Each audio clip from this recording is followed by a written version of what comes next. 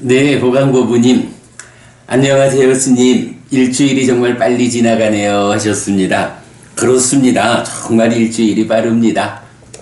그래, 그 빨리 지나가는 일주일 잘 지내셨어요? 이게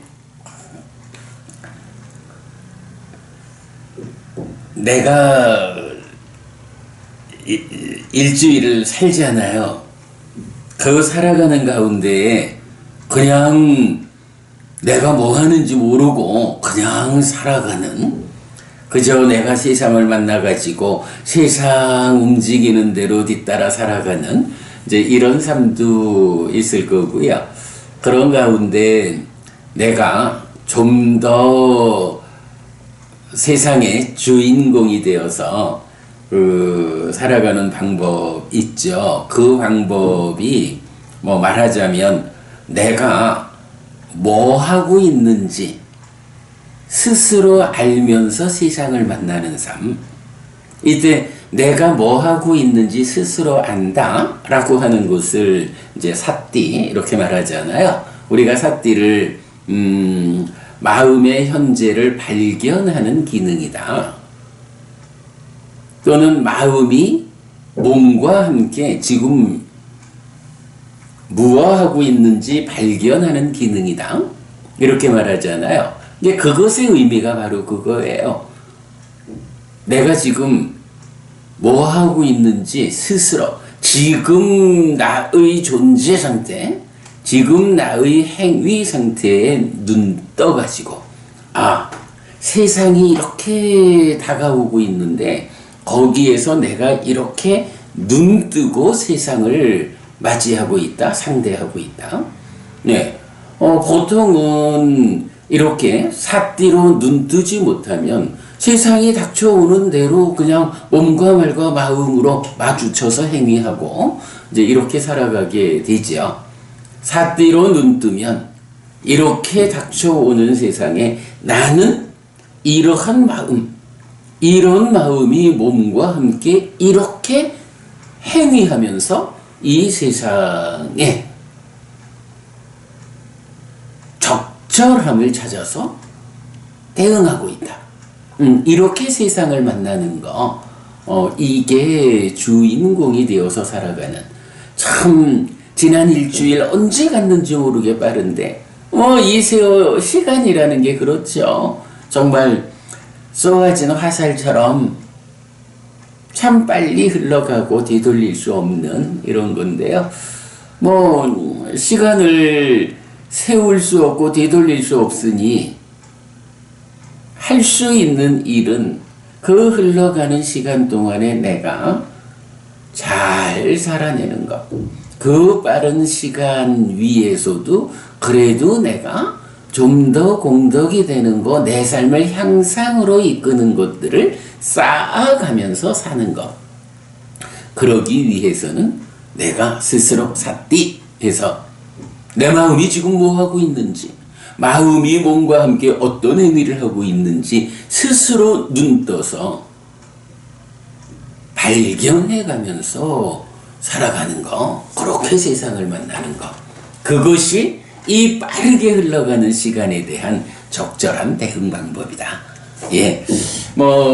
우리가 지난 몇 주를 통해서 그 수행의 개념을 이제 보았죠. 그럴 때 이제 아무래도 다섯 가지 기능을 중심으로 보았고, 다섯 가지 기능 중에서 사띠로 눈 뜨고 삼매로 흔들리지 않고 지혜에 불을 비추는, 요런 개념 다 공부했는데, 사띠라는 거, 바로 이렇게 우리 삶에서 직접 쓰임새를 가지는 것이다. 네, 보강보부님 잘 지냈다 하셨습니다. 고맙습니다. 잘 지내셔야지요. 또 이렇게 공부를 하면 공부하는 힘이 우리 삶을 더 잘 지내는 삶, 향상으로 이끌어야 한다. 네. 공부하는 사람이 공부를 받아들여서 공부를 실천하는 일을 통해서 삶을 향상으로 이끄는 거죠. 그냥 문자가 나를 향상으로 이끄는 것은 아니다. 네, 그런 부분 보겠고요. 자, 우리 이제 지난 시간에 이어서 오늘 공부 시작하겠습니다. 지난주까지 몇 주간 걸쳐서 수행에 대한 이야기 공부했고요. 뭐 아마도 3주인가요? 걸쳐서 수행에 대해서 뭐 수행을 사실 개념적으로 제가 좀 소개했다라고 하지만 사실은 그 안에 수행을 상대해야 하는 가장 중요한 공부가 들어있다. 이제 우리가 뭐 언제든 기회가 돼서 보강보부님 우리가 이제 같이 얼굴을 마주하고 만나가지고 같이 자 호흡을 보면서 이렇게 수행을 해봅시다. 뭐 이런 기회가 생겨난다면 더욱 좋을 거고, 만약 우리가 그렇게 함께 만나서 수행을 익히는 시간이 만들어지지 않는다 하면 이제 법부님 주변에서 또 수행을 할 수 있는 자리를 찾아서 뭐 정말 호흡으로 마음을 집중하고 이런 그 수행을 해야 할 텐데, 그럴 때에 아무 스승이나 아무 센터나 가가지고 전혀 경과 어울리지 않는 부처님 가르침하고는 전혀 일치하지 않는 수행을 뒤따라가서는 안 된단 말이죠. 어떤 수행처에서 어떤 스승과 함께 수행을 익힐 것이냐 라고 할 때 바로 지난 몇 주 우리가 공부한 이 수행의 개요가 답을 줄 거다. 이런 범위 안에서 수행을 지도하는 스승이 있다면 그 스승과 함께 수행할 때 후회가 없다. 네, 그런 부분에서 사실은 지난 3주간 공부한 수행 이야기 굉장히 중요하다라는 거고요. 자, 그런가 하면 이제 지난 시간 마칠 무렵에 세 가지 법에 대한 이야기였던 거죠. 그래서 세 가지로 구성된 법의 첫째가 계와 보시와 수행, 이래서 이제 수행 개념을 보았고, 세 가지로 구성된 법의 두 번째가 믿음과 계와 지혜, 이 세 가지를 갖춰야 한다 라고 해서 믿음, 계, 지혜라는 세 가지를 갖추는 것이 불교 신자의 공부에 출발해 있는, 이래서 어쨌든 세 가지 법을 보았어요. 그런데 그 세 가지 법 중에도 사실은 디가 니까야 4번 소나단다경을 참고했지만 그 바라문들의 공부에서도 뭐 바라문들대로의 어떤 그 공부의 범위가 있죠. 근데 그것을 정말로 없어서는 안 되는 것을 두 가지만 남기고 다 빼보자 라고 하나씩 배제를 했을 때 최후에 남는 것이 계와 지혜였죠. 그래서 소나단다 바라문 그 계와 지혜 둘 중에는 어떤 게 으뜸할까 라고 할 때 이 두 가지는 반드시 있어야 하는 거지, 그 두 가지 가운데 어떤 한 가지를 선택할 수 없습니다 라고 말하고 부처님도 거기에 동의하죠. 계라고 하는 게 뭔가요? 기본적으로 우리 삶의 질서죠. 내가 어떤 행위, 어떤 업을 짓는 가운데 세상을 살아갈까? 나는 어떤 업을 기준에 두고 그 기준에 부합한, 기준으로부터 벗어나지 않는, 어쩌다가 기준에서 멀어지면 빨리 삽디 해가지고 발견해서 기준으로 되돌아오는 이러한 삶의 질서, 그 기준을 제시하는 게 계다라는 거고, 지혜라고 하는 거는 뭐 한마디로 말하면 이제 세상을 보는 시각이지요. 네, 방금도 삿뒤로 눈뜨고 삼매로 흔들리지 않고 지혜에 불을 비친다 이랬는데, 사실은 지혜가 불인 거예요. 빛인 거예요. 그래서 빛이 없으면 볼 수 없어요. 그래서 이렇게 삶의 질서, 그 기준되는 곳으로의 계하고 빛을 비춰서 세상을 보자 라고 하는 지혜라고 하는 이 두 가지는 둘 중에 어느 한 가지 배제할 수 없는 중심되는 곳입니다. 근데 사실은 타당하죠. 우리가 지혜를 증진해서 세상을 바르게 보는 시각을 갖춰야 하는 거고, 그러한 시각을 갖추는 가운데 내가 뭔가 말로 어떻게 세상을 살아갈 것인가, 행위 하나 업을 짓는가, 이 두 가지는 어느 하나도 양보할 수 없다 라는 것을 소나단다 바라문이 부처님께 말씀을 드리고, 부처님께서도 그게 타당하다라고 하죠. 자, 그런 가운데 소나단다 경에서 이 계와 지혜라는 두 가지로 압축이 되고, 그리고 지난주에 본 가춘경에서는 이제 세 가지를 갖춰야 한다라면서 이 계하고 지혜에다가 믿음이라는 하나를 더하죠. 자, 이런 문제가 있는 거예요. 소나단다 바라문, 바라문이에요. 그러니까 브라만교 신자예요. 지금으로 보면 힌두교 신자 이래 되겠죠. 힌두교 신자는 힌두교 신자대로의 그들대로의 삶의 질서 기준이 있어요. 그들대로의 계가 있는 거예요. 그리고 그들대로 삶을 보는 시각, 지혜가 있어요. 바라문교에서 이런 삶의 질서를 가져라 라고 주어지는 계가 부처님이 이렇게 살아야 합니다, 이런 질서를 가져야 합니다 라고 제정하시는 계하고 같지 않겠지요. 그런가 하면 세상을 보는 시각도 우리가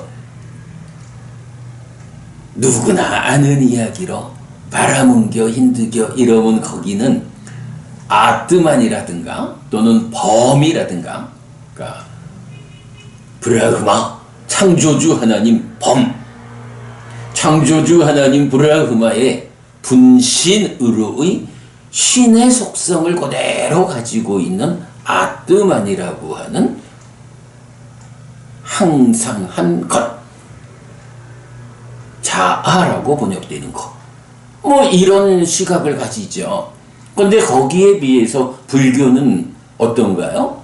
불교는 기본적으로 제가 신자를 대상으로 말하자 해도 5개, 5가지 계를 기본적으로 부처님은 이러한 삶의 질서를 가져야 한다 라고 제정해 주시죠. 물론 비구한테는 227개가 있고 비구니에게는 311개가 있다 이래 해도 그거 다 덮어두고 그래도 기본적으로 이런 삶의 질서를 가져야 한다 해서 5개를 말씀하신다고요.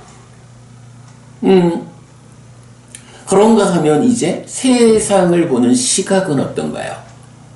소나단다 바라문이 말하는 그 지혜, 바라문교의 지혜가 이런 창조주 하나님 브라흐마라는 변치 않는 항상된 자아라고 하는 이 존재로서 세상을 본다면 부처님은 그와는 정반대로 아니다. 세상에는 그런 상락아정이라는 이런 속성을 가지는 존재는 없다 라고 해서 무상고무아라고 하는 삼법인 세상은 이런 것이다 라고 세상을 보는 시각을 알려주잖아요.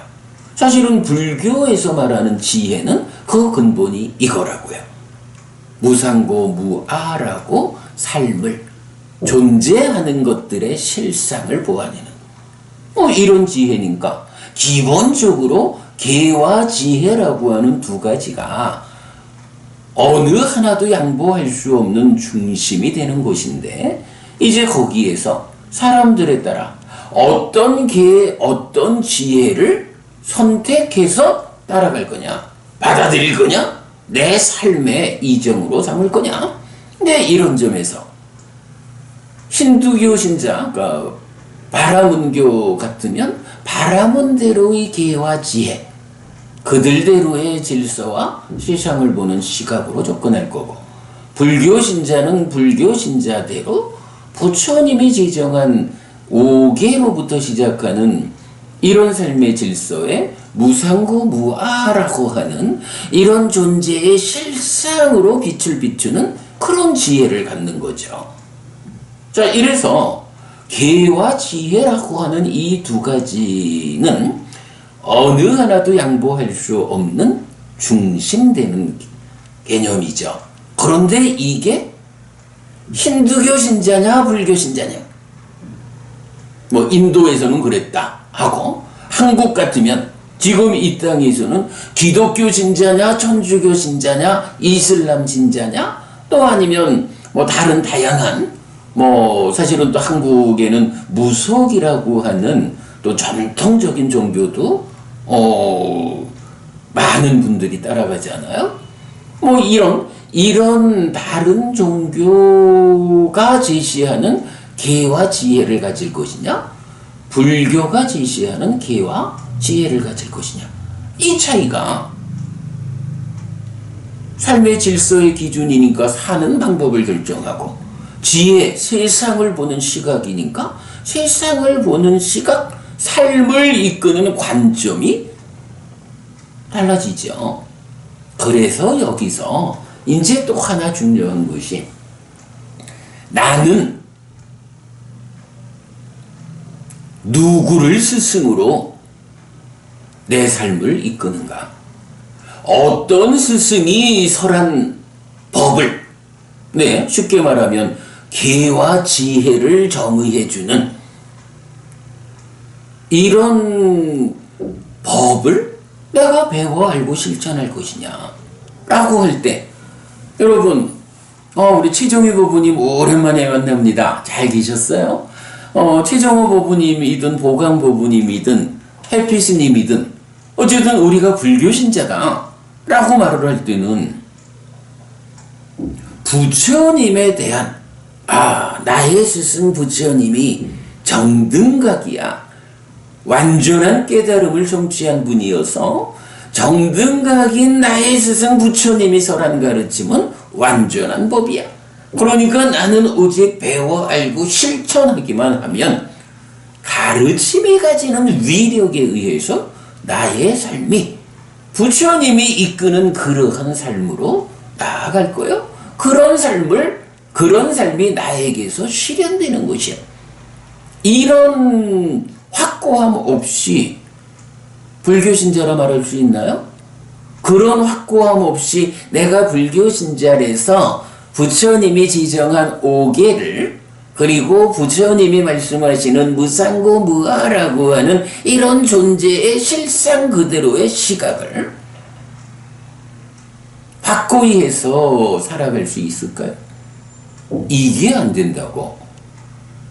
내가 어떤 믿음을 가지고 있느냐, 누구를 스승으로 그 스승을 뒤따라가는 삶을 살 것이야 라고 하는 이런 스승, 교주, 말하자면 우리 부처님에 대한 이런 믿음 없이 부처님이 지정해준 계를 내 삶의 질서라고, 기준이라고 어떻게 그거를 확고히 하겠어요? 부처님에 대한 믿음이 없는데 어떻게 부처님이 선언하는 존재의 실상, 열의 출현 여부와 관계없이 존재하는 내 삶에 적용되는 원리의 이치, 이런 무상고 무아라고 하는 삼법인의 시각으로 세상을 볼까? 계와 지혜라고 하는 이 두 가지가 근본이에요. 그런데 거기에 이제 근본이 되는 두 가지가 어떤 게 어떤 지혜를 가질 것이냐에 따라서 삶이 달라지는데, 또는 내 노력의 성과가 달라지는데, 바로 그 어떤 게 어떤 지혜를 내가 선택해서 삶의 중심으로 삼고 나아갈 것인가, 요 부분을 말하는 게 믿음이거든요. 그래서 우리가 불교 신자다 라고 말하는 것은 정등각인 우리 스승, 완전한 깨달음을 성취한 우리 스승 부처님께서 알려주는 그러한 가르침, 그러한 법을 나는 오직 배워 알고 실천하기만 하면 이 가르침, 이 법이 가지는 위력에 의해서 부처님이 이끄는 그러한 삶이 나에게서 실현된다. 바로 이런 마음으로 부처님을 따라가는 거. 이게 믿음이죠. 예, 그래가지고, 하여간 지난주 수업 마무리에서 믿음계의 지혜라는 세 가지 갖춤을 보았는데, 이런 의미죠. 자, 그 부분, 책을 좀 읽어보겠습니다. 이렇게 삶의 향상을 위해서 계와 지혜는 필수의 요소입니다. 그런데 앙구타라 니까야 세세모음 139번 갖춤경은 믿음을 더한 세 가지 갖춤을 말합니다. 소나단다 바라문이 말한 바라문들의 계와 지혜와 차별되는 불교의 계와 지혜를 지시하기 위해서는 부처님에 대한 믿음 위에서 정의되는 계와 지혜를 갖춰야 한다는 의미로 이해할 수 있습니다. 그리고 이 세 가지 법은 이어지는 법의 전개를 이끕니다. 자, 이렇게 계와 지혜라는 필수적인 두 가지의 믿음이 더해져 가지고 세 가지 법을 갖춰야 한다, 이렇게 말했어요. 그리고 이 세 가지 법은 이어지는 법의 전개를 이끈다 라고 했는데, 그게 뭐냐 하면, 사실은 지금 우리가 제4부 히리 오따빠의 제2장 히리와 오따빠를 포함하지 않는 법들의 전개라는 제2장 공부를 하잖아요. 이게 어떤 의미인가요? 부처님 많은 경을 설하셨는데 그 경에 보면 중심되는 주제어가 하나인 것도 있고 두 개인 것도 있고 세 개인 것도 있고 네 개인 것도 있고 이렇게 나아간다는 거죠. 그럴 때 지금 보면 계와 지혜 이렇게 말하면 바로 그 주제어가 두 개인 거고, 거기에 믿음이 더해졌다 갖춤경의 가르침은 세 개의 주제어를 가지고 설해진 경이죠. 그럴 때 바로 요 믿음과 계와 지혜라는 세 가지 법은 이어지는 법의 전개를 이끈다. 그러면 여기에 이 세 가지에 어떤 한 가지가 더 보태지면 네 가지 법으로 이어질 거고, 하나가 더 보태지면 다섯 개의 법으로 이어질 거고, 이렇게 법들이 전개되어 간다. 아, 기본에는 계와 지혜가 있구나. 거기에 믿음이 있어야 확고하게 내 노력한 만큼의 성과를 거둘 수 있구나. 부처님을 믿어야 한다 라는 이 믿음 위에서 세 가지 법이 되었을 때, 이제 어떤 한 가지를 더 넣으면 좀 더 구체적으로, 그죠? 믿음 위에서 계와 지혜라고 하는 이 필수적 두 가지가 제시되었을 때 거기에 좀 더 실천적인, 좀 더 구체적인 어떤 한 가지 법이 더해지면 네 가지 법이 된다. 자, 오늘 수업은 바로 이런 관점에서 네 가지 법을 공부하는 시간입니다. 물론 네 가지 법으로 구성되는 것도 많죠. 우리가 엊그저께 수행에서 보았지만 사념초도 네 가지로 구성된 법이고, 사정권, 사여의정, 기타 경에 보면 네 가지로 구성된 법들이 많이 있죠. 그 네 가지로 구성된 걸 다 보자 이런 건 아니고요. 이제 이렇게 믿음, 계, 지혜라고 하는, 그죠? 계와 지혜의 두 가지에서 믿음이 더해져서 셋이 됐어요. 그러면 요 세 가지 위에 어떤 한 가지를 더해서 네 가지 법이 있는가? 근데 요렇게 앞의 것에 하나씩이 더해지는 형태로 보려고 합니다. 자, 그래서 이제 책의 464페이지입니다.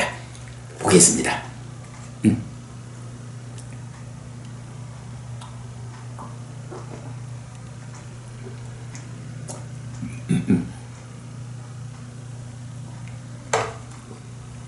뭐 대부분 이제 우리가 앞에 과정을 통해서 공부를 한 내용들이 많습니다.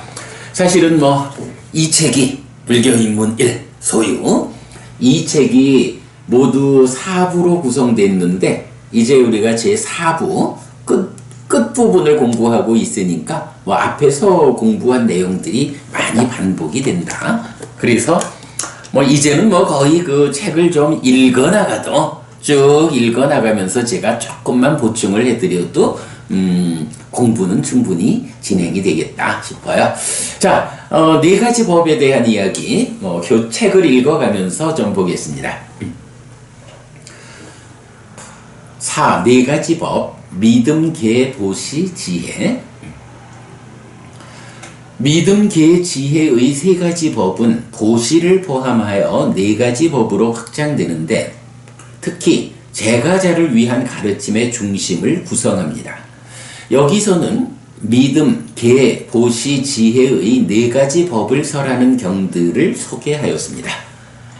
그러고 보니 보시 한 가지가 더해진 네 가지 법이 나온 거군요. 그죠? 계와 지혜. 거기에 믿음을 더해서 세 가지가 되고 이제 보시라는 법 하나를 더해서 네 가지 법으로 구성된 법들. 이 네 가지 법을 주제로 설명하는 경들, 그 용례를 오늘 보겠다.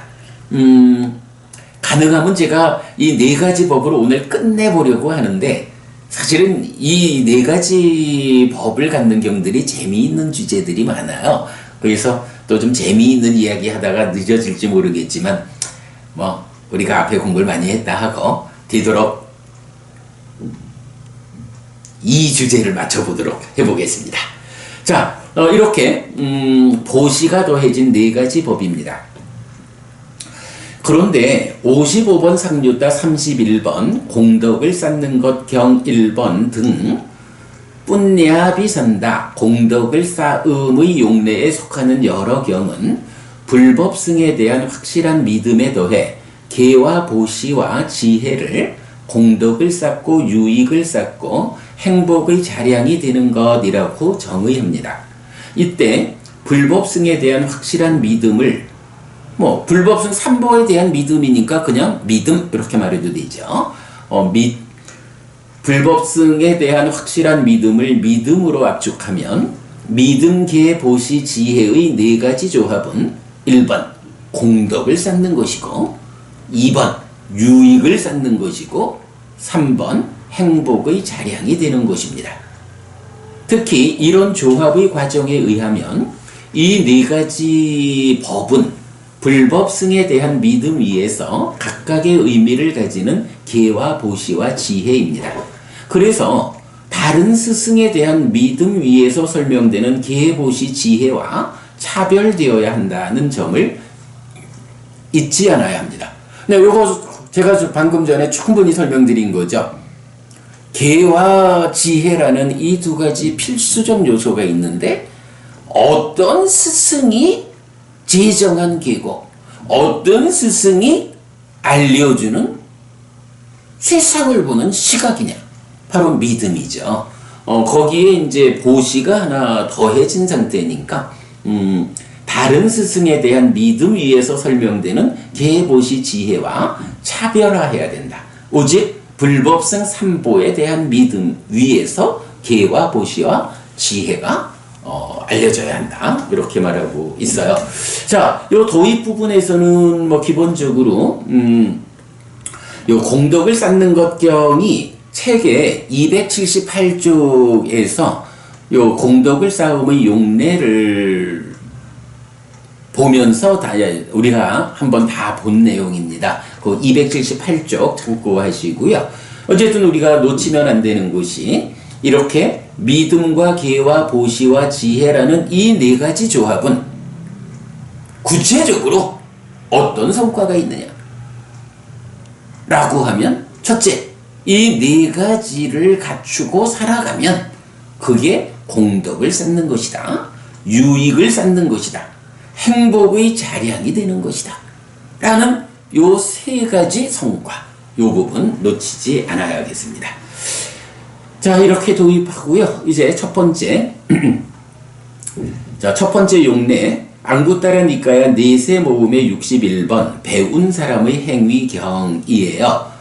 배운 사람의 행위경. 이 경은 사실은 두 가지 주제를 말하는데 이제 첫 번째 주제가 원하고 좋아하고 마음에 들지만 세상에서 얻기 어려운 네 가지 법의 얻음을 위한 것이다. 사실 뭐 우리가 그렇지 않나요? 세상을 살아가다 보면 내가 원하고 좋아하고 마음에 드는 것이 있어. 그런데 그게 그렇게 내가 원하고 좋아하고 마음에 든다고 해서 쉽게 나의 것이 되어주느냐 하면 그러지 않죠. 세상이 그럴 것 같으면 얼마나 좋고, 세상이 만약에 내가 원하고 좋아하고 마음에 드는 거는 내가 가질 수 있어, 이런 세상이라고 하면 사실은 부처님이 출현할 이유가 없죠. 내가 원하고 좋아하고 마음에 드는 그런 삶이 나에게 실현되고 있는데 무엇 다른 걸 찾아갈까? 그러나 중생들의 삶이라는 것은, 이건 뭐 부처님이 그러지 마라라고 말씀하시는 게 아니죠. 중생들의 삶이 어떠하냐? 우리 삶의 현상을 있는 그대로 보아낸 결과, 참으로 중생들, 좀 좁혀서 말하면 사람들이 살아가면서 원하고 좋아하고 마음에 드는 것들이 참 많은데 그것들이 그렇게 원하고 좋아하고 마음에 들어 한다 해서 그의 것이 되어주지 않는다. 요런 이야기죠. 그래서 그런 원하고 좋아하고 마음에 들지만 얻기 어려운 것을 대표적으로 네 가지로 지금 이 경은 말하는 거예요. 자, 요런 네 가지가 첫 번째 주제인데, 요 네 가지 한번 볼게요. 나에게 법과 함께한 재물이 생기기를 이래요. 재물이 좀 생겼으면 좋겠다. 그런데 이거 일단 재물이 쉽게 말하면 이제 돈이죠. 내가 돈이 좀 있으면 되겠다. 그러면 어떻게든 돈이 있기만 하면, 돈만 있으면 행복하냐? 돈만 있으면 되냐? 이렇게 본다면 그 돈을 얻기 위해서 무슨 지신들 못할까? 해치고 훔치고 사기치고 별의별 방법을 동원해가지고 돈을 벌기만 하면 되는가? 그렇게 벌어지는 돈이 원하고 좋아하고 마음에 드는 그런 돈일까? 사실은 그러지 않죠.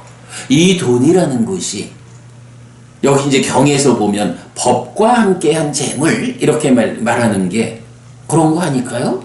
이 돈을 버는 과정에 정당하지 못한 방법을 동원해가지고 돈을 벌으면 돈은 벌어질 수 있을지 몰라도 사실은 돈을 벌었다 하는 것의 이면에 그렇게 벌어들인 돈 때문에 생겨나는 위험이 있다고. 바로 이 부당한 방법으로 돈을 벌었다라는 것 때문에 뒤따라 나에게 괴로움을, 고뇌를 불러일으키는 위험이 뒤따른다고. 그렇기 때문에 현명한 사람이라면 이런 위험을 초래하는 부당한 방법으로 돈을 버는 것, 이거를 원하고 좋아하고 마음에 들어 하지 않는다고. 좋기로는 정당한 방법에. 근데 제가 이제 그렇게 말하죠. 그 법과 함께한 재물, 법다운 재물, 요 부분을 이제 제가 말하기를 정당한 방법에 최선의 노력을 얹어서 부자 되자. 이렇게 말하는 거거든요. 내가 열심히 정당한 방법에 의해서 돈을 벌으면 이렇게 돈을 벌었다라는 것 때문에 그 이면에 뒤따라오는 숨어있는 위험이 없다. 사실은 이 부분이 중요한 거예요. 뭐 그냥 부자 되자라고 하면 뭐 사실 뭐 누구든 그냥 맘먹고 사기치려고 하고 아니면 폭력을 동원해가지고 돈을 좀 뺏어오려고 하면 뭐 그게 뭐 어려운 일은 아닐 거예요. 그러나 그런 일을 안 하는 이유가 뭔가요? 물론 뭐 사회적으로 윤리를 말하고 법을 말하고 다양한 이야기들을 하겠지만 사실은 근본적인 이유는 그 이면에 그것 때문에 괴로움이 생겨난다 라는 이 위험이 숨어 있단 말이죠. 그러기 때문에 원하고 좋아하고 마음에 들지만 세상에서 얻기 어려운 네 가지 법 중에 첫 번째는 재물은 재물인데 법과 함께한 재물이다. 정당한 방법에 최선의 노력을 얹어서 부자 되는 것. 이거 누구나 원하고 좋아하고 마음에 들어 하지만 이렇게 정당한 방법에 최선의 노력을 다해서 부자 되라! 라고 가르쳐도 그거를 온전하게 실천해가지고 이런 법다운 재물, 정당하게 돈을 벌어가지고 부자가 되는 사람이 많지 않잖아요. 누구나 원하고 좋아하고 마음에 들어 하지만 그게 실천되어가지고 돈을 벌어들이는 데는 어려움이 있다고요. 그럼 어떻게 그 방법으로 돈을 벌까? 뭐 기다려보자고요. 그 다음에 두 번째가 친척들과 함께하고 스승들과 함께한 명성이 나에게 오기를 이랬어요. 요건 좀 무슨 얘기인가요? 이제 살다 보면 누구나 다 뭐 기왕이면 세상 사람들한테 저 사람 아주 좋은 사람이요, 훌륭한 사람이요, 이렇게 평가되기를 바랐죠. 불교 진짜가 무슨 명성? 아니에요. 그렇게 말하는 거 부처님의 시각 아니에요. 부처님은 당신의 제자들에게 세상 가운데서 훌륭한 사람이요? 참으로 내가 함께하고 싶은 좋은 사람이요? 이런 평판, 이런 명성을 얻어야 한다. 세간을 살아가면서 이런 명성을 얻지 못하고 에이구 저 사람만 왔다 가면은 아주 불편해. 저 사람이 왔다 가면 꼭 뭔가 해코지를 하고 무언가 없어지는 게 있고, 이런 평판을 불교 신자가 받는다라고 하면 정말로 부처님 법을 바르게 배워 실천하는데 그런 평을 받는다라고 하면 부처님이 잘못이죠. 부처님 가르침을 바르게 배워 살아가는 제자들은 세상 사람들이 저 사람은 좋은 사람이요, 훌륭한 사람이요, 아이고 저 사람 나타났네, 나한테도 좀 들려주지, 이렇게 환영받는 거예요. 자, 그럴 때 이제 그렇게 내가 환영받는 이런 명성도 중요하지만 이제 그거보다 사실은 사람들이 원하고 좋아하고 마음에 들어하는 명성은 나 혼자만 그렇게 훌륭하다라고 평판을 받는 게 아니라 친척들과 함께, 스승들과 함께, 저 사람은 참 사람이 괜찮아, 저 사람이 가정교육을 잘 받아서 그런 것 같아, 저 사람 집안은 그 부모님들도 형제들도 자식들도 참 사람들이 훌륭해, 정말로 저 사람의 그 가족들, 친척, 친지들은 아주 우리 사회의 모범적인 사람들이에요. 뭐 이렇게 가족과 친척과 함께 칭찬을 받는 거예요. 거기에 그래 저렇게 훌륭한 사람을 누가 가르쳤나라고 보니까 그분이었어. 그분한테 배웠구나. 그러니 그렇지. 역시 스승이 훌륭해야 제자들이 훌륭한 거예요. 뭐 이렇게 친척들과 함께 애 더해가지고 스승과 더불어 세상 사람들로부터 좋은 평판을 받는 이런 명성을 얻는 것. 이거 원하지만 원하고 좋아하고 마음에 들지만 사실은 이게 얻기 어렵다라는 거죠. 얻기 어렵다? 어떻게 얻을 수 있을까? 기다려보자고요. 그 다음에 세 번째, 오래 살고 긴 수명을 유지하기를 이렇게 나와요. 이건 뭐 말할 것도 없죠. 건강이라고 하는 거. 사실 여러분 우리 이거 잠깐만요.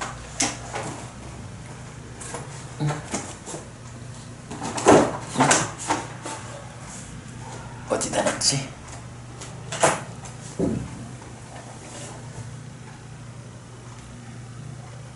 내가 이거를 여기다 놨었는데 다 정리하면서 치웠나 보다. 제가 몇 년 전에 세간적 실패의 중심이라고 하는 어떤 그 용례를 모아가지고 작은 책을 정리한 적이 있었어요. 이제 그 책의 주제가 뭐냐 하면 세간살이의 성공과 실패를 말하는 것이 세 가지가 있다는 거예요. 세 가지가 뭐냐? 첫째가 뭐 친척 이렇게 이제 말을 하는데, 그러니까 친척의 상실 뭐 이렇게 말하는데, 뭐 친척 이렇게 말하지만 말하자면 인간관계죠. 그리고 두 번째가 재물 이렇게 말하는데 돈이에요. 그리고 세 번째가 병이라는 개념으로 나오는데 건강이에요. 부처님 말씀에 의하면 세간살이에서 내가 성공적으로 사느냐 실패한 삶을 사느냐 이거를 결정하는 것이 세 가지 측면이라는 거예요. 하나는 인간관계고 하나는 돈관계고 하나는 건강이다 이거예요. 자, 그럼 지금 여기서 보면 어때요? 첫 번째, 법과 함께한 재물이 생기기를 하는 거 돈의 문제죠. 그리고 두 번째, 친척들과 함께하고 스승들과 함께한 명성이라는 거, 이거 인간관계죠. 그리고 세 번째, 오래 살고 긴 수명을 유지하기를 하는 거 건강이잖아요. 사실은 오래 살고 긴 수명을 유지하기를 이렇게 제가 번역을 했는데 요게 이제 빨리 원어에서는 조금 좀 애매함이 있어요. 이게 그러니까 그 빨리어 자체의 의미로 보면 오래 산다라는 의미를 가지는 단어 두 개가 이어서 나와요. 그러니까 오래 살고 장수하기를 뭐 조금 좀 애매함이 있어요. 그래서 이건 저도 일단은 원어 그대로 오래 살고 긴 수명을 유지하기를 이렇게 이제 번역은 하고 있는데 아마도 그게 그러니까 단어가 가지는 우리 왜 저 영어 단어도 보면 뭐 우리말로는 다 똑같은 번역을 하지만 그게 가지는 의미가 조금씩 차이가 있잖아요. 저는 뭐 영어를 잘 못합니다만은 보강보부님 영어 잘하시는지 모르겠다. 최정혜 보부님은 영어 잘하시는 걸로 알고 있는데 뭐 좀 그러하죠. 그 단어들이 갖는 의미가. 그래서 아마도 이 오래 살고 긴 수명을 유지하기를 이랬지만 이거는 특히 이제 요즘 우리가 보면 알 수 있겠지만 건강하게 오래 사는 사실 지금 이제 정말로 100세 시대가 되어가고 이러면서 오래 사는 쪽으로 접근을 하고 있는데 사실 우리 사회의 큰 문제 하나가 그 부분이잖아요. 그 의료의 발달에 의해서 좀 거칠게 표현하자면 죽지는 않게 할 수가 있어. 그런데 죽지는 않게 호흡이 멈추지는 않게 마음이 떠나지는 못하게 할 수 있는데 80을 넘고 90이 되고 100이 되는 이 어르신들의 삶이, 그 어르신들의 삶의 질이 그냥 침대에 병실에 누워가지고 호흡이 멈추지 않기 때문에 마음이 떠나지 않아서 살아있다라는 요 상태를 넘어서서 그분들이 건강하게 활력적으로 노후의 삶을 살아내는, 이런 건강하게 늙어가는 이런 부분을 아직까지 우리 사회가 확보하지 못하고 있잖아요. 아무래도 뭐 이게 과정이겠죠. 인간들의 수명이 늘어난다라고 하는 것에서 먼저 죽지 않게끔 수명이 늘어나는 게 먼저고, 이제 뒤따라서 그렇게 죽지 않게 되는 이 변화 위에서 어느 만큼 더 건강히 받쳐주느냐, 건강하게 오래 사느냐, 이렇게 이제 단계적으로 따라가게 되겠죠. 하여간 그래도 어쨌든 우리는 이제 그 부분, 사실 노인분들께서는 아이고 내가 왜 이렇게 죽지도 못하고, 사실 그분들의 삶이 죽음이 두려워서 죽지 못하는 가운데 참 오랜 세월을 거동하지 못하고, 당신이 괴롭고 자식들이 힘들고 이제 이런 삶을 살게 되는 부분, 아무튼 이제 극복이 되어 가겠죠. 극복이 되겠죠. 자, 그러나 어쨌든 그래서 경은 오래 산다라는 단어를 두 개를 연결해주고 있어서 오래 살고 긴 수명을 유지하기를라고 말했지만, 사실은 이 말의 의미는 건강하게 오래 산다, 이렇게 우리가 이해를 해야 할 것 같아요. 이렇게 보면 원하고 좋아하고 마음에 들지만 세상에서 얻기 어려운 네 가지 중에 앞에 세 가지가 뭐예요? 바로 돈과 인간관계와 건강이라는 세 가지 측면이죠. 이 세 가지가 세간살이에서의 성공과 실패를 좌우하는 중심이다. 이런 부분 우리가 보기로 하고요. 자, 그런가 하면 이제 네 번째는 이렇게 법과 함께한 재물로 부자로 살고, 친척과 스승들과 함께한 명성에 의해서 존경받으면서 살고, 거기에 건강하고 오래 사는 가운데 그래도 죽지 않을 수는 없으니까, 이제 네 번째, 몸이 무너져 죽은 뒤에는 좋은 것 천상세계에 태어나기를 누구나 원하고 좋아하고 마음에 들어 하지만 세상에서 그것은 쉽게 얻어지지 않는다라는 거죠. 자, 요렇게 배운 사람의 행위경에서는 일단 원하고 좋아하고 마음에 들지만 세상에서 얻기 어려운 네 가지 법이라는 주제를 꺼내놓고, 이제 부처님이 자, 제가 계속 기다려보자고요 했는데, 중요한 거는 이런 네 가지 좋은 게 있어, 이것만이 아니죠. 사실은 더 중요한 거는 이렇게 원하고 좋아하고 마음에 드는 이런 네 가지를 어떻게 내가 얻을 수 있을까? 어떻게? 방법이 중요하잖아요. 이제 부처님 경의 중심에서 이렇게 말하죠. 장자여, 네 가지 법은 원하고 좋아하고 마음에 들지만 세상에서 얻기 어려운 이런 네 가지 법의 얻음을 위해 이끈다. 무엇이 넷인가? 믿음을 갖춤, 계를 갖춤, 보시를 갖춤, 지혜를 갖춤이다. 바로 오늘의 주제, 네 가지 법, 믿음, 계, 보시, 지혜라는 이 네 가지 법을 갖추는 삶을 사는 것. 이것이 이런 원하고 좋아하고 마음에 들지만 세상에서 얻기 어려운 네 가지를 얻는 방법이다. 이런 거예요. 내 삶의 질서, 어떤 행위, 어떤 업을 지을 것인가? 계의 문제죠. 어떻게 세상을 볼 것인가? 세상을 보는 시각으로 이 지혜죠. 거기에 베품이라고 하는 좀 더 적극적인 공덕행 하나를 추가하죠. 이 세 가지에 대해서 바로 부처님에 대한 믿음 위에서 부처님이 제정해주는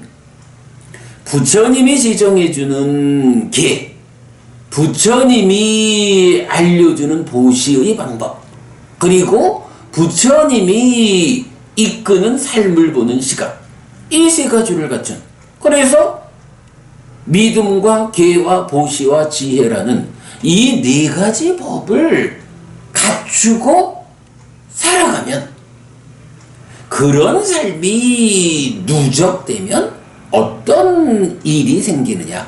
자, 내가 이런 네 가지 법을 갖춘 삶을 쌓아가는 거예요. 하루를 쌓고 이틀을 쌓고 일주일을 쌓고 한 달을 쌓고 1년을 쌓고 10년을 쌓고 이렇게 평생을 쌓아가는 거예요. 그렇게 쌓아가는 가운데에 내 삶에 수반되는 현상들이 있다. 첫째, 이런 네 가지 법을 쌓아가는 삶을 살아내면 법다운 재물, 이 네 가지를 실천하는 삶의 가운데에서는 분명한 거 하나, 부당한 방법으로 돈을 벌자, 이렇게 삶을 이끌 수가 없어요. 부처님에 대한 믿음이 확고한 사람이, 오계를 지니는 사람이, 보시, 베푸는 사람이, 거기에 삶에 대한 바른 시각을 가진 사람이 부당한 방법으로 돈을 벌자, 이럴 수가 없어요. 그러나 이러한 네 가지가 받쳐주는 삶은 정당한 방법 위에 최선의 노력을 다하는 사람이 되는 거예요. 이런 정당한 방법에 최선의 노력을 얹어가면서 시간을 살아내는 것, 그럴 때에 바로 법과 함께한 재물, 법다운 재물이 얻어진다. 부처님이 이렇게 말씀하시는 거거든요. 그러니까 쉬워요, 여러분. 내가 원하고 좋아하고 마음에 드는 것으로의 이런 법다운 재물을 얻어서 부자 돼야겠다. 어떻게 하면 그럴 수 있을까? 네, 이게 답이에요.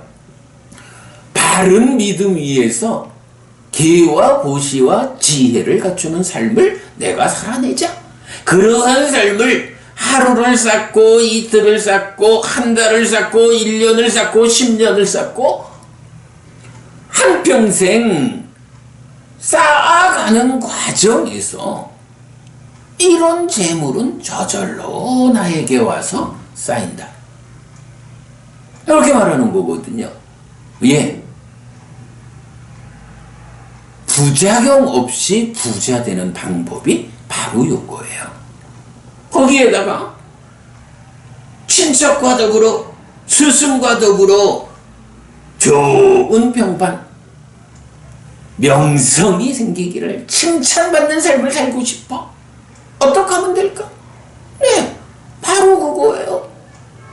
가족들과 더불어 친척들과 더불어 같이 불교 신자가 되고 같은 계를 지니고 같이 보시하고 같은 시각으로 세상을 보고 이런 법을 가르쳐주는 스승을 만나고, 그러면 저절로 세상 사람들이 저분은 훌륭해, 저분 그 가족들 친척들 다 훌륭해, 왜 그래 훌륭한가 봤더니 그분 스승에게서 공부해서 그래, 이렇게 좋은 평판을 받는 거예요. 네, 여러분. 친척과 더불어 스승과 더불어 명성을 얻기를 원한다. 그 방법이 무엇입니까? 바로 부처님에 대한 바른 믿음 위에서 부처님이 이끄는 그대로 삶의 질서를 확보하고 확립하고 베풀고 부처님 법에 의해서 세상을 보고, 그러면 됩니다. 바로 믿음과 계와 보시와 지혜라는 이 네 가지 법이 그런 명성을 얻게 하는 방법이다. 쉽죠? 참 쉬워요. 우리가 공부하지 않아서 배우지 못해서 이런 방법이 있다라는 것을 몰라가지고 이렇게 부작용 없는 부자가 되기도 힘들고 더불어 칭찬받는 명성을 얻기도 힘들고 그런 거예요. 그러나 공부를 해서 배우면 됩니다. 이게 답이죠. 거기에다가 개똥밭에서 굴러도 이승이 좋다고 이렇게 말하죠. 어쨌든 오래 살아야지요. 그러나 과학의 발전에 의해 가지고 마음이 떠나지 못하게 붙잡아 놓는 이것 때문에 그저 병상 위에서 10년, 20년을 살아가는 이런 삶으로 오래 살기는 힘들죠. 죽음이 워낙 두렵다 보니까 죽을까요? 이렇게 용기를 못 내는 경우가 많겠죠. 그러면 어르신 스스로도 힘들고 그 어르신을 모셔야 하는 자식들도 힘들고 참 많은 어려움이 있죠. 그러니까 오래 살자.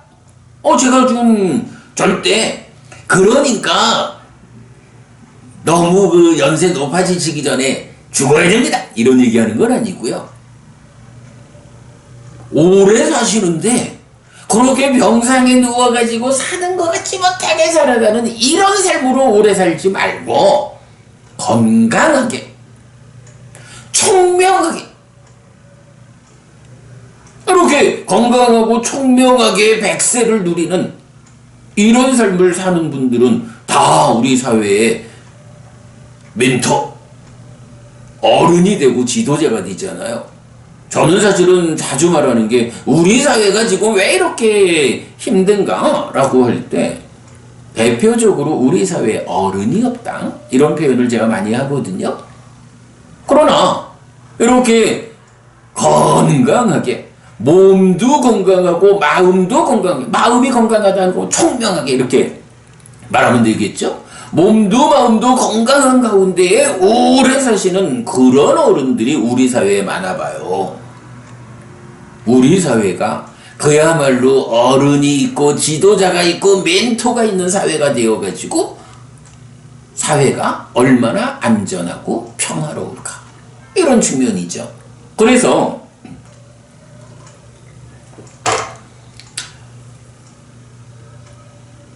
건강하게 오래 사는 일이 필요하다. 그거 어떻게 하면 되죠? 예, 답이 나왔죠. 부처님에 대한 바른 믿음 위에서 부처님이 지정하신 제가 진짜 기본적으로 5개를 삶의 질서 기준으로 삼아서 해치지 않고 주지 않는 것 같지 않고 바람 피지 않고 거짓말하지 않고 술이나 이런 것 때문에 불방일에 빠지지 않는 해야 할 일을 하지 못하게 만드는 이런 부정적인 삶을 막아내고 바로 5개를 지니는 삶을 살아낼 때 웬만해서는 이렇게 사는 사람들이 건강해요. 몸도 마음도 건강해져요. 당장 술만 좀 술 취해서 헤매는 이런 삶만 잘 제어해가지고 술 때문에 불방일해지지 않는 술 때문에 해야 할 일을 하지 못하게 되는 이런 일만 잘 제어해내도 그가 몸과 마음 양면에서 얼마나 건강하겠어요. 거기에다가 베푸는 삶을 통해서 많은 생명들을 이롭게 하니 얼마나 많은 공덕이 쌓이고 그 공덕과 더불어 그의 삶이 건강하겠어요. 거기에 삶을 보는 세상을 보는 바른 시각 지혜까지 공부를 통해서 참으로 부처님께서 알려주시기를 무상하고 고이고 변하는 것이요 무상고 무아라고 하는 열애의 출현과 관계없이 세상에 존재하는 나의 삶에 적용되는 원리요, 이치가 있어.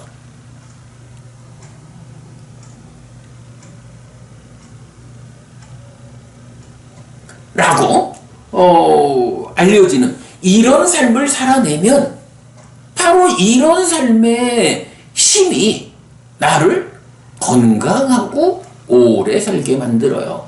그러면 내가 바로 우리 사회에 어른이 되고 지도자가 되고 멘토가 되어서 존경받는 가운데 아주 평화롭고 행복한 노년을 누릴 수 있는 거죠. 그거 위한 이런 방법이 있어요. 그 다음에 그러고도 몸이 무너져 죽은 뒤에 하늘에 태어날 거예요. 인간으로의 삶에 만족 못해. 사실은 정말 출가해가지고 온전히 수행을 해가지고 아예 이번 생에 깨달아 윤회에서 벗어나면 가장 좋겠지만 세간의 삶이라는 것이 가지는 제약 때문에 거기까지는 내가 보지 못한다 해도 그래도 내가 한평생 살아내는 힘으로 다음 세상에 인간으로 오지는 않을 거예요. 나는 높은 하늘에 태어날 거예요. 뭐 이런 바람을 가졌다. 그게 사실은 잘 공부해서 세상을 아는 사람이라면 누구나 그렇게 하늘에 태어나기를 원하고 좋아하고 마음에 들어 하지요. 그러나 그게 쉽나? 그러나 부처님은 여기도 답을 주죠. 그 답이 뭔가요? 통일하죠. 부처님에 대한 바른 믿음 위에서 계와 보시와 지혜라는 이 네 가지 법을 갖춘 삶을 살아내면 배워 알고 실천하기만 하면 부처님 가르침에 가지는 위력이 있어서 바로 그런 삶, 이렇게 지금 말하는 네 가지, 이 네 가지 원하고 좋아하고 마음에 들지만 얻기 어려운 이런 것이 얻어진, 이런 것이 실현된 삶을 살게 해준다고. 누가? 무엇이? 가르침에 가지는 위력이. 우리는 오직 배워 알고 실천하기만 하면 된다. 요런 점이죠.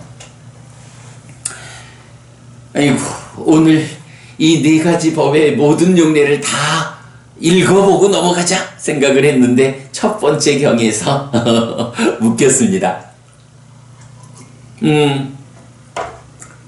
그래도 뭐 사실은 이제 워낙이 중요한 내용이죠. 이 배운 사람의 행위경은 일단 경의 앞부분에서 이렇게 원하고 좋아하고 마음에 들지만 세상에서 얻기 어려운 네 가지 법을 제시하고 그것을 얻기 위한 방법으로 믿음, 계, 보시, 지혜의 네 가지 법을 제시하고 그러면서 무엇이 계를 갖추는 것인가? 무엇이 지혜를 갖추는 것인가? 무엇이 믿음을 갖추는 것이고 무엇이 계를 갖추는 것이고 무엇이 보시를 갖추는 것이고 무엇이 지혜를 갖추는 것인가? 라고 그 부분을 설명해요. 사실은 요렇게 이제 그 네 가지를 설명하는 것이 배운 사람의 행위경의 전반부고요. 저는 사실 이 경이 굉장히 중요하다. 특히 제가 신자의 삶에서는 뭐 엄청나게 큰 비중을 가지는 경이다 라고 생각해서 요즘 우리 아침마다 독송하는 독송집, 이 독송집에 제5장 신행편이죠. 그 신행편에서 요 경을 담고 있어요. 이게 마침 내일 아침 독송할 순서가 바로 요 경이에요. 이 경을 보면 지금 이 책이 그래 돼 있잖아요. 그 경이 선별돼 가지고 빨리 원어가 있으면 빨리 발음을 우리말로, 그러니까 우리 글자로 적었고 제가 번역했고 요래 되어 있죠. 요래된 책인데 여기서 이건 배운 사람의 행위경 설명하고 있고요. 자, 그래서 요 이제 간단히 요 경을 좀 소개하겠습니다. 자, 이렇게 원하고 좋아하고 마음에 들지만 세상에서 얻기 어려운 네 가지 법의 얻음으로 이끄는 것, 믿음, 계, 보시, 지혜를 갖추는 것이다. 무엇이 믿음을 갖추는 것인가? 여기 성스러운 제자는 믿음을 가졌다. 이렇게 그분 세종께서는 모든 번뇌 떠나신 분, 스스로 완전한 깨달음을 이루신 분, 밝음과 실천을 갖추신 분, 진리의 길 보이신 분, 세상 일을 모두 훤히 아시는 분, 어리석은 이도 잘 이끄시는 위 없는 분, 모든 천상과 인간의 스승, 깨달으신 분, 존귀하신 분이시다라고 열애의 깨달음을 믿는다. 이것이 믿음을 갖춥니다. 이렇게 이거야 우리가 이제 계속 반복되는 내용이죠. 열애의 깨달음을 열애 구덕, 부처님의 9가지 덕성에 의해서 부처님의 깨달음. 부처님은 이런 깨달음에 의해서 이런 분이고, 그래서 이렇게 우리에게 스승으로 역할한다. 그런 부분 나오죠. 자, 그런가 하면 무엇이 계를 갖추는 것인가? 여기 성스러운 제자는 생명을 해치는 행위로부터 피하고, 주지 않는 것을 가지는 행위로부터 피하고, 음행에 대한 삿된 행위로부터 피하고, 거짓을 말하는 행위로부터 피하고, 술과 발효액 등 취하게 하는 것으로 인한 방일한 머뭅으로부터 피한다. 네, 5계를 지닌 삶이죠. 이것이 계를 갖추는 거고, 무엇이 보시를 갖추는 것인가 해서는 이제 보시의 정형구가 나오죠. 여기 성스러운 제자는 인색의 때에서 벗어난 심으로 자유롭게 보시하고, 손은 깨끗하고 주기를 좋아하고, 다른 사람의 요구에 응할 준비가 되어 있고, 베품과 나눔을 좋아하며 제가에 산다. 장자여, 이것이 보시를 갖춤이라고 불린다. 해서 보시 정형구이고요. 그런데 이제 이 경에서는 지혜를 갖춘다라는 것은 조금 보통 우리가 이제 지난주에도 수행의 측면에서 지혜의 기능, 지혜가 무엇인지 정의되었잖아요. 그런 지혜의 정의 내용이 조금 다르게 나와요. 이 부분은 읽어보겠습니다. 그러면 무엇이 지혜를 갖추는 것인가? 장자여, 망이 일어난 간탐에 억눌린 심으로 머무는 자는 하지 않아야 할 일을 하고 해야 할 일을 하지 않는다. 장자여, 하지 않아야 할 일을 하고 해야 할 일을 하지 않을 때 그의 명성과 행복이 흩어진다. 장자여, 진애에 억눌린 심으로 머무는 자는 하지 않아야 할 일을 하고 해야 할 일을 하지 않는다. 장자여, 하지 않아야 할 일을 하고 해야 할 일을 하지 않을 때 그의 명성과 행복이 흩어진다. 장자여, 해태훈찜에 억눌린 심으로 머무는 자는 하지 않아야 할 일을 하고 해야 할 일을 하지 않는다. 장자여, 하지 않아야 할 일을 하고 해야 할 일을 하지 않을 때 그의 명성과 행복이 흩어진다. 장자여, 들뜸 후회에 억눌린 심으로 머무는 자는 하지 않아야 할 일을 하고 해야 할 일을 하지 않는다. 장자여, 하지 않아야 할 일을 하고 해야 할 일을 하지 않을 때 그의 명성과 행복이 흩어진다. 장자여, 의심에 억눌린 심으로 머무는 자는 하지 않아야 할 일을 하고 해야 할 일을 하지 않는다. 장자여, 하지 않아야 할 일을 하고 해야 할 일을 하지 않을 때 그의 명성과 행복이 흩어진다. 장자여, 이런 성스러운 제자는 망이 일어난 간탐이 심의 오염원이다 라고 알아서 심의 오염원인 망이 일어난 간탐을 버린다. 진해가 심의 오염원이다 라고 알아서 심의 오염원인 진해를 버린다. 해태훈침이 심의 오염원이다 라고 알아서 심의 오염원인 해태훈침을 버린다. 들뜸 후회가 심의 오염원이다 라고 알아서 심의 오염원인 들뜸 후회를 버린다. 의심이 심의 오염원이다 라고 알아서 심의 오염원인 의심을 버린다. 장자여, 성스러운 제자가 망이 일어난 간탐이 심의 오염원이다 라고 알아서 심의 오염원인 망이 일어난 간탐을 버리고, 진해가 심의 오염원이다 라고 알아서 심의 오염원인 진해를 버리고, 해태훈찜이 심의 오염원이다 라고 알아서 심의 오염원인 해태훈찜을 버리고, 들뜸 후회가 심의 오염원이다 라고 알아서 심의 오염원인 들뜸 후회를 버리고, 의심이 심의 오염원이다 라고 알아서 심의 오염원인 의심을 버렸기 때문에 장자여, 이 성스러운 제자는 큰 지혜를 가졌다. 분석적인 지혜를 가졌다. 분명한 시계를 가졌다.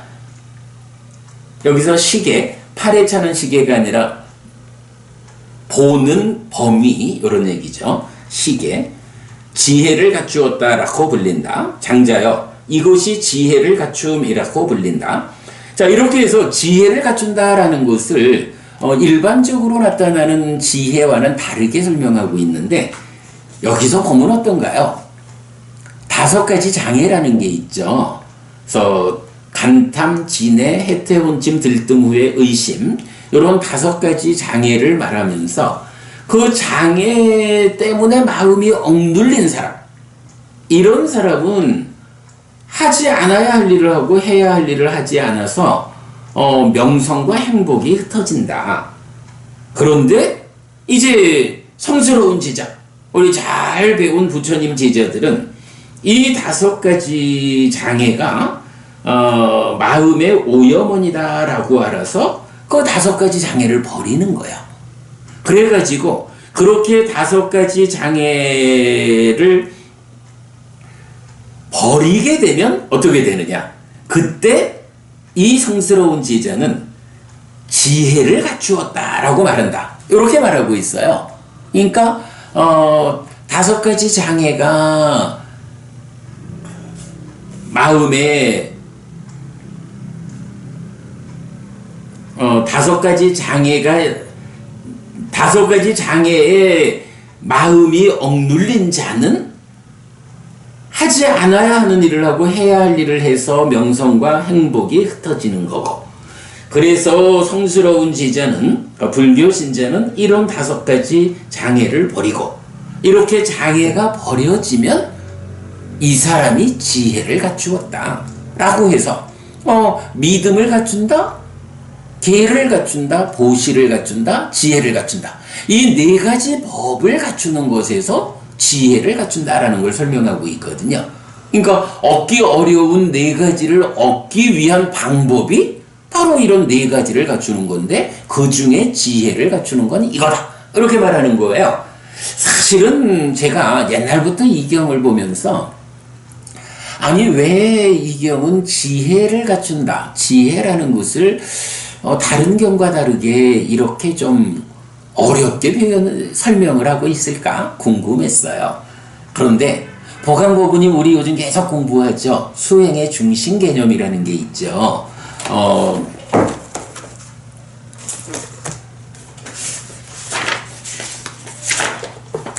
지난주 공부한 수행에서도 사실은 수행의 중심 개념 노래 있잖아요. 수행의 중심 개념이 어떻게 나타나요? 내 마음을 차지하고 있는 2가지 부류의 법이 있다. 한 가지는 5가지 장애고 한 가지는 7각지다. 그런데 이 5가지 장애는 장애이고 덮개이면서 지혜를 무력화시키는 전적인 무익 덩어리다. 그래서 이 5가지 장애가 마음을 차지하면 이 마음은 퇴보한다. 괴로움으로 이끌린다. 그래서 수행이라는 게 기본적인 개념은 내 마음 안에 5가지 장애를 밀어내고 장애가 밀려나는 만큼 내 마음을 충만해지는 7각지, 7각지로 마음을 충만하게 하면 7각지가 명과 해탈로 깨달음으로 삶을 향상으로 이끈다. 이게 불교 수행의 근본 중심 개념이거든요. 근데 다만 한 가지, 여기서 어떤 문제가 있냐 하면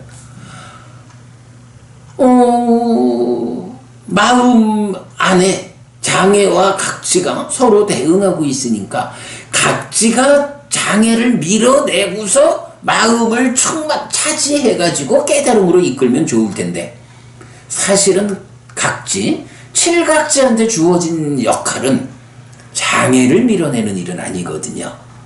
누군가가 마음에서 5가지 장애를 밀어내가지고 내 마음을 7각지가 충만하게 되면 이 7각지는 오직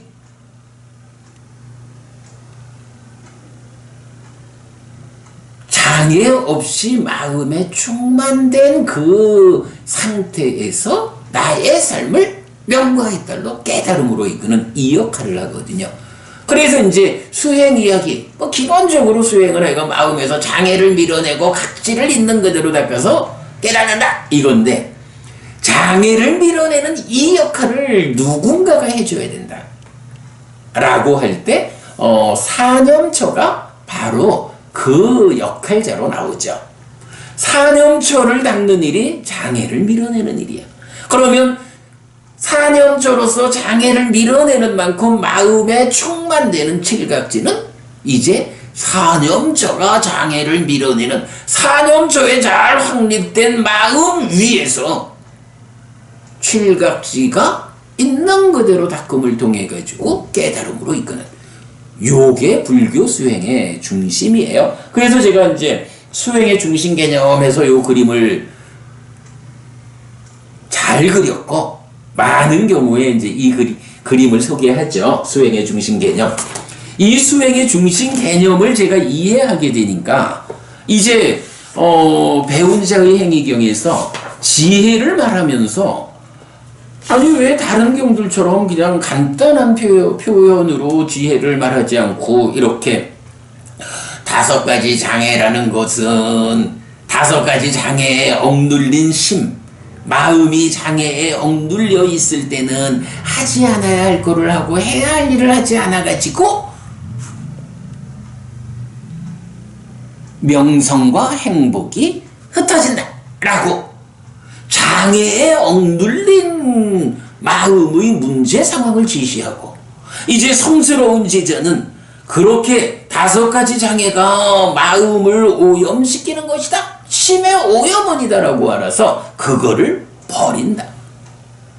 이럴 때 제가 지금 설명한 거죠. 장애야 가라 이러면 장애가 가나? 아니죠. 어떤 방법, 어떻게 해서 이 장애를 밀어낼 것이냐 라고 하니까 바로 수행의 중심 개념에서 말하는 사념처죠.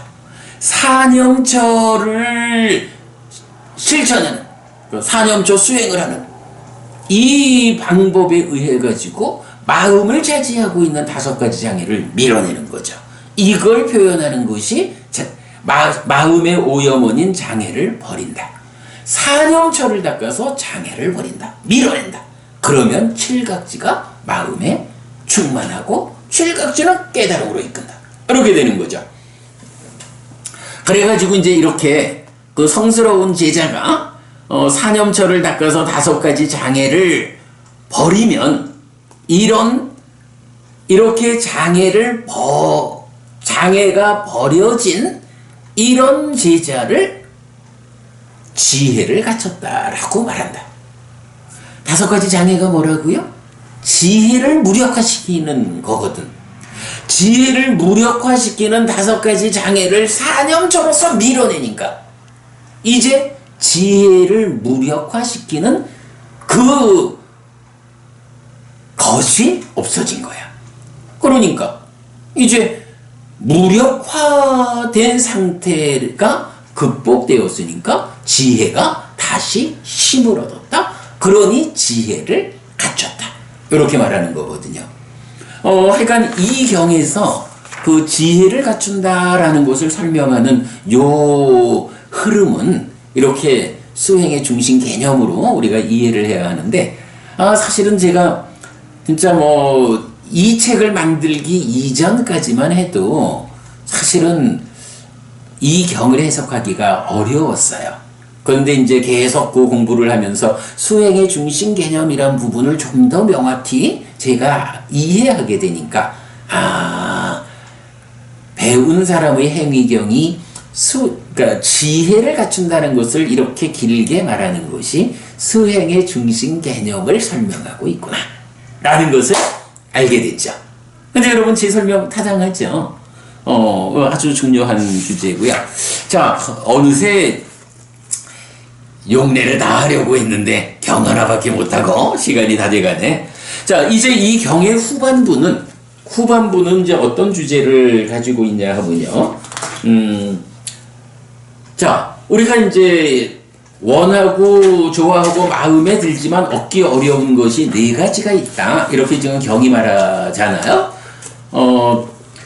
그 네 가지를 어떻게 얻을 것이냐? 믿음과 기회와 보시와 지혜라는 오늘의 주제다. 자, 그럴 때 그 네 가지 법 중에 첫 번째가 뭔가요? 나에게 법과 함께한 재물이 생기기를. 이래서 정당한 방법에 최선의 노력을 얹어서 부자 되겠다. 이런 것이죠. 자, 그래서 이제 그런 일을 위해서 네 가지 법을 잘 갖추어서 배워 알고 실천하는 삶을 사니까 이제 부작용 없는, 위험이 수반되지 않는 돈을 벌게 된 거죠. 부자가 됐죠.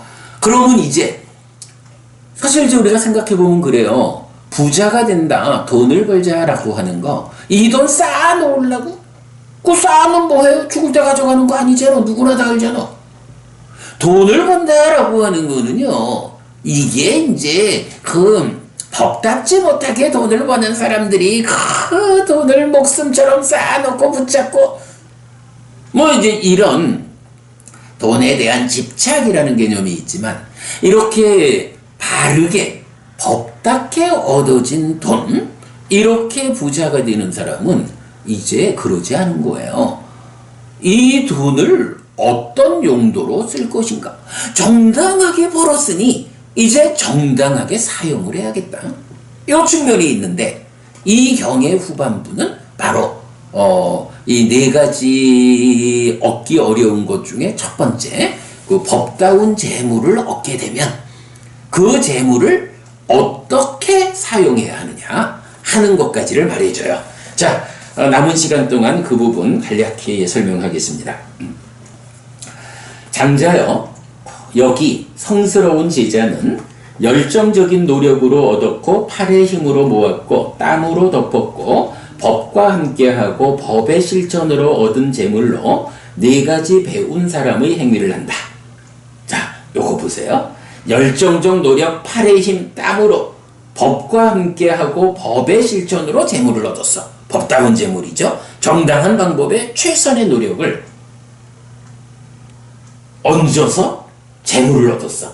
그러면 그렇게 얻은 재물로 네 가지 배운 사람의 행위를 한다. 사실은 이 경의 중심은 이런 얻기 어려운 네 가지와 그거를 얻는 방법 네 가지, 이것보다는 그렇게 얻어진 돈을 어떻게 사용할 것인가. 그래서 경의 제목이 배운 사람의 행위경이잖아요. 여기서 네 가지 배운 사람의 행위를 한다. 여기에 경은 더 초점이 맞춰져 있다라는 거 참고하시고요. 자, 그럴 때 무엇이 넷인가? 여기 장자여, 성스러운 제자는 열정적인 노력으로 얻었고 팔의 힘으로 모았고 땀으로 덮었고 법과 함께하고 법의 실천으로 얻은 재물로 1. 자신을 행복하게 하고 만족하게 하고 바르게 행복을 지킨다. 2. 부모님을 행복하게 하고 만족하게 하고 바르게 행복을 지킨다. 3. 아들과 아내와 하인과 직원과 일하는 사람들을 행복하게 하고 만족하게 하고 바르게 행복을 지킨다. 4. 친구와 사람들을 행복하게 하고 만족하게 하고 바르게 행복을 지킨다. 이것이 그가 경우에 맞게 배운 사람으로 영역에 맞게 사용한 첫 번째 행위다. 이렇게 이제 돈을 벌었으면 어디다 쓰느냐라고 할 때 우선 사람한테 써야죠. 그런데 그 사람이 누구냐? 주목해야 돼요. 첫째는 내가 이렇게 법답게 벌어들인 돈으로 내 자신의 행복을 위해서 돈을 쓰는 거예요. 나도 지나치면 안 되겠지만 잘 먹고 잘 입고 잘 자고 잘 치료받고, 첫째가 나의 행복이야. 둘째가 부모님을 행복하게 하는 거고, 셋째가 아들, 아내, 하인, 직원, 일하는 사람들, 그리고 넷째로 친구와 많은 사람들, 이렇게 나타나요. 이렇게 돈을 쓰는 것이 경우에 맞다, 배운 사람이다, 영역에 맞게 사용하는 거다. 이렇게 나타난다는 거. 특히 저는 강조하고 싶은 게 자신을 행복하게 하고 만족하게 하고 바르게 행복을 지킨다. 나의 행복, 나의 만족을 위해서 재물을 사용함으로써 바르게 나의 행복을 지킨다. 그게 부모님한테로, 가족과 함께하는 사람들한테로, 주변 사람들한테로, 더 많은 사람들한테로 펼쳐져 나간다. 요 관점 중요해요. 그 다음에 두 번째는 이러한 재물로 재난들, 불과 물과 왕과 도둑과 사랑스럽지 않은 상속인 이런 재난들에서 방해로 이끈다. 그는 자신을 안전하게 지킨다. 이렇게 말해요. 살다 보면 이제 다양한 어려움들이 있죠. 뭐 재난이라고 부릅니다만 불난리를 겪을 수도 있고 물난리를 겪을 수도 있고요. 왕이라고 말하면 뭐 국가 이렇게 되겠죠. 국가와 상대한 재난들도 있고, 도둑, 누군가가 내 돈으로 훔쳐갈 수도 있죠. 그런가 하면 이 결정적으로 이렇게 내가 아무리 법답게 돈을 벌어도 이 돈을 죽을 때 내가 가져가지를 못해요. 죽을 때는 어쨌든 남겨놓고 가야 돼. 마음으로 이거 가지고 가서 다음 생에 사용할 수 있으면 더 좋겠지. 하기사 이런 사람은 죽으면 하늘에 태어날 텐데 인간의 돈이 하늘에서 쓸모가 있을까? 그러나 어쨌든 가져가지 못해. 그러니까 그 돈을 사랑스럽지 않은 상속인이 가져간다. 이렇게 이제 표현하죠. 자식 농사 잘 지어야 되겠죠. 요렇게 그 재난들로부터 방어하는데 법답게 얻은 돈을 쓴다. 이런 거고요. 그 다음에 세 번째는 5가지 헌공을 한다. 라고 해서 친척을 위한 헌공, 손님을 위한 헌공, 죽은 자를 위한 헌공, 왕을 위한 헌공, 신을 위한 헌공이라고 해서 약간 누군가를 위해서 이렇게 베푸는 바치는 이런 일이죠. 친척을 위하고 손님을 위하고 죽은 자를 위하고 왕을 위하고 신을 위하고 이러는데 죽은 자라고 하면 어쨌든 돌아가신 분들을 위한 거고, 신을 위한 헌공이라는 부분은 사실은 제가 아직 잘 이해를 못하겠어요. 전반적으로 니까야 안에서 경이 신에 대한 어떤 섬김의 자세 이런 부분을 그렇게 잘 말해주지 않는데, 이제 요렇게 내가 벌은 돈을 어떤 용도로 써야 하느냐라고 말하는 몇 개의 경, 이 경 말고도 이제 몇 개의 경이 있거든요. 이제 그런 경들에서 보면 이렇게 신을 위한 헌공이란 개념이 나오는데, 약간 인간과 신이 어떤 연결관계를 가지고 있어서 신에게 헌공하느냐 하는 부분은 제가 좀 더 연구를 하도록 하겠습니다. 자, 그 다음에 이제 네 번째는 교만과 방위를 제어하고 인욕과 온화함에 안정되어 개별적으로 자신을 길들이고 개별적으로 자신을 제어하고 개별적으로 자신을 완전한 열반에 들게 하는 사문바라문들에게 보시한다. 이러한 사문바라문들에게 하는 보시는 삶을 향상케 하고 하늘로 이끌고 행복의 보호를 있게 하고 천상으로 이끈다. 이것이 그가 경우에 맞게 배운 사람으로 영역에 맞게 사용한 네 번째 행위이다. 라고 해서 사문바라문인데 그냥 말하자면 머리만 깎고 승복만 입으면 이렇게 말하는 거 아니죠. 여기서 보면 아주 길게 수식을 해요. 어떤 사문바라문이냐? 교만과 방위를 제어한다. 인욕과 온화함에 안정되어 개별적으로 자신을 길들이고 개별적으로 자신을 제어하고 개별적으로 자신을 완전한 열반에 들게 하는 사문바라문. 이래서 바른 법에 의해서 바르게 공부해서 삶의 향상을 실현하는 경지, 이렇게 높은 삶을 실현하는 그런 수행자 사문바라문에게 보시를 하라. 그것은 보시하는 나의 삶을 향상케 하고 그 보시의 공덕이 나를 하늘로 이끈다.